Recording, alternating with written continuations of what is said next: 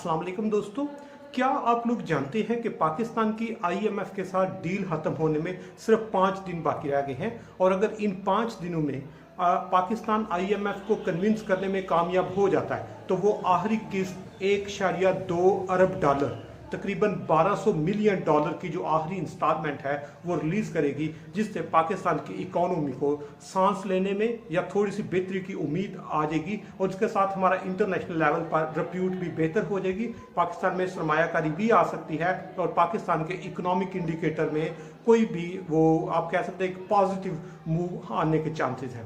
अब दूसरी साइड पर आज के सेशन में हम बात करेंगे कि अब पाकिस्तान की आईएमएफ के साथ जो डील है ये 30 जून को खत्म हो रही है, सिर्फ 5 दिन जो बाकी रह गए हैं। क्या पाकिस्तान आईएमएफ को कन्विंस करके ये आखिरी इंस्टॉलमेंट रिलीज करवा पाएगा या नहीं? तो उस पर सबसे पहले ये बताता जाओ कि अभी तक पाकिस्तान पिछले 6 से 8 माह में आईएमएफ को कन्विंस करने में बुरी तरह नाकाम रहा है।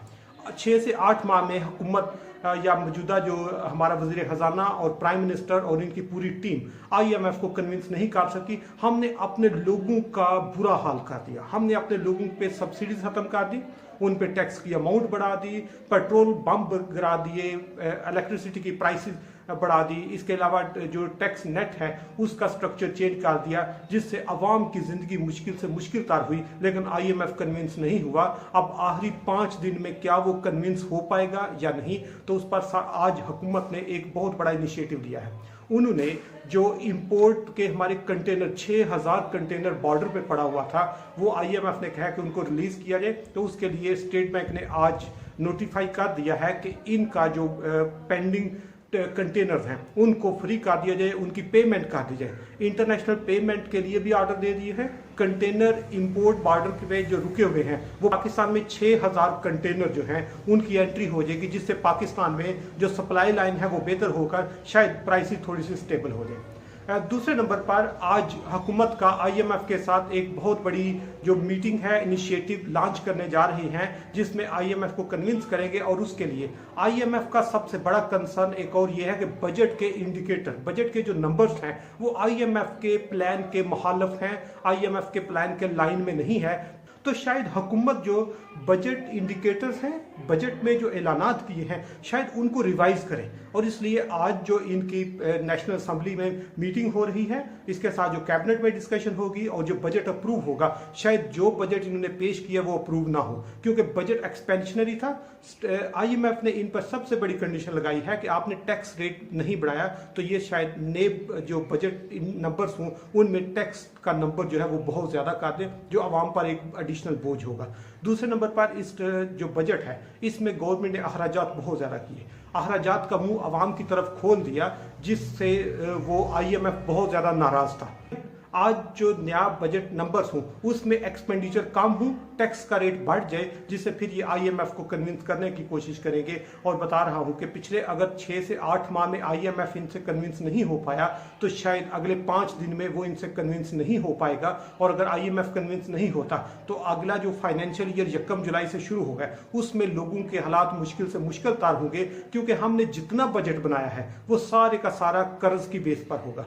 और अगर कर्ज हमें ना मिला तो शायद हम अपने नंबर्स को पूरा करना हमारे बस में ना रहे। तो इसलिए पाकिस्तान की जो सिचुएशन है वो बहुत क्रिटिकल है। लेकिन इसके साथ एक और बता दूं, एक और ऐसा क्वेश्चन जिस पे आप लोग जरूर सोचिएगा कि पाकिस्तान के पास कुछ अल्टरनेट भी हैं। उन अल्टरनेट पे अगर हम फोकस करें तो जिस तरह बताया कि आईएमएफ ने आज तक किसी भी कंट्री को स्टेबल नहीं होने दिया। कोई भी कंट्री आईएमएफ के कर्जों पर चल के अपनी इकोनॉमी को, अपने लोगों को, अपने इंडिकेटर को उन्हें स्टेबल नहीं किया। इसलिए हमें अभी रीथिंक करना चाहिए, क्योंकि जिस तरह बताया पाकिस्तान का आईएमएफ के साथ एक बहुत पुराना रिश्ता है।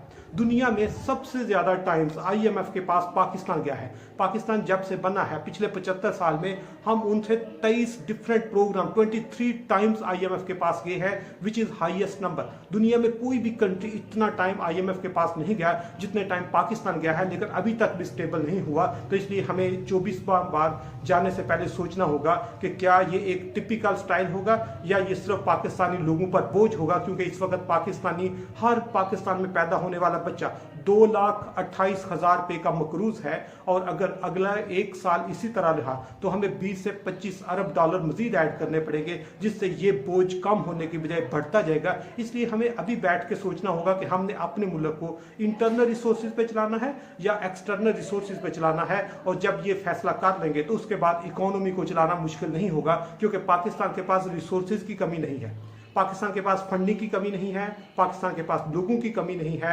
पाकिस्तान की जो मार्केट है, जो जियोग्राफिकल लोकेशन है, वो एक आइडियल लोकेशन है। हमें किसी चीज़ की कमी नहीं है, सिर्फ एक विलिंगनेस की कमी है, सिर्फ एक इंस्टीट्यूशनल लेवल पे हमें एक इनिशिएटिव लेने की ज़रूरत है, एक पॉलिसी, एक प्लान लॉन्च करने की ज़रूरत है, जिससे हमारी तमाम जो इकोनॉमिक इशूज़ हैं वो रिजॉल्व हो सकते हैं।